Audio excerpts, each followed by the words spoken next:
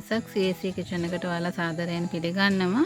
මම අද ලේසියෙන්ම අඩු අමුද්‍රව්‍ය ප්‍රමාණයකින් හදාගන්න පුළුවන් ෆ්‍රයිඩ් රයිස් එකක් හදාගන්නේ. එහෙනම් බලමු මේ ෆ්‍රයිඩ් රයිස් එක කොහොමද හදන්නේ, මේකට මොනවද අවශ්‍ය කරන්නේ කියලා. වීඩියෝ එකට යන්න කලින් ඔයාලා තාම subscribe කරලා නැත්නම් subscribe කරලා ළඟම තියෙන bell icon එකත් click කරලා වීඩියෝ එකට එකතු වෙමු.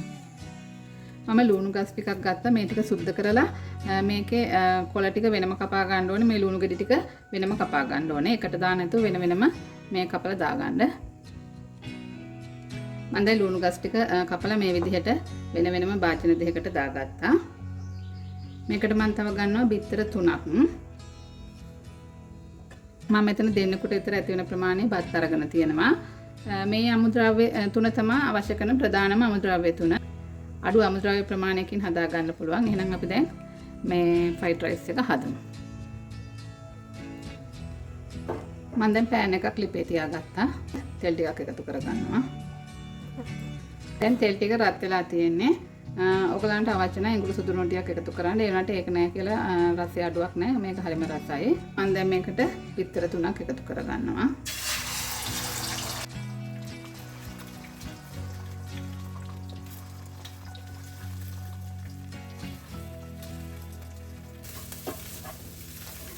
බිත්තර ටික මේ වගේ බාගෙට ෆ්‍රයි වුණාට පස්සේ මම මේකට බත් ටික එකතු කරගන්නවා.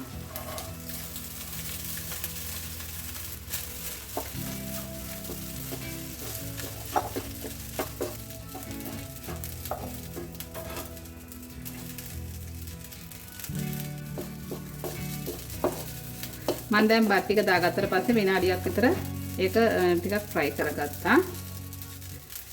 ඊළඟට මම දානවා ලුණු ටික. රස අනුව ලුණු එකතු කරගන්න ඊළඟට. ඔයාලට අවශ්‍ය ප්‍රමාණයට ගම්බෙඩි ටිකක් එකතු කරගන්න. සීනි තේ හැන්දක් විතර එකතු කරගත්තා.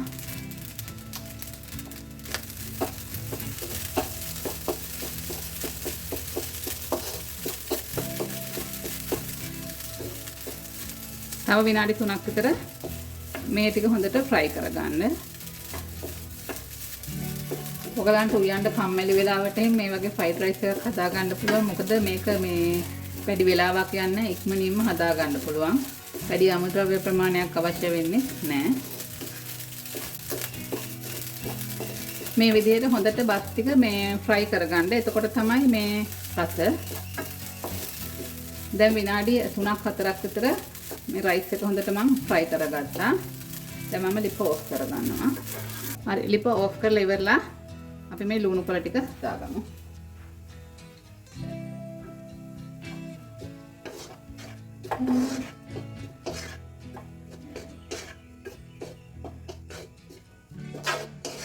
හරි මම දැන් ලිප ඔෆ් කරලා තමයි ලුණු කොළ ටික මේකට එකතු කරගත්තේ.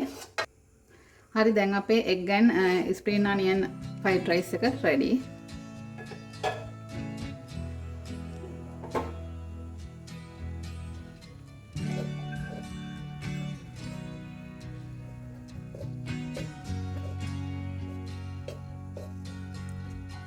හරි මම දැන් fried rice එක හදාගෙන ඉවරයි. මෙහෙම හදා ගන්න. ඔයගලන්ට ලේසියෙන් හදා ගන්න පුළුවන් fried rice එකක්.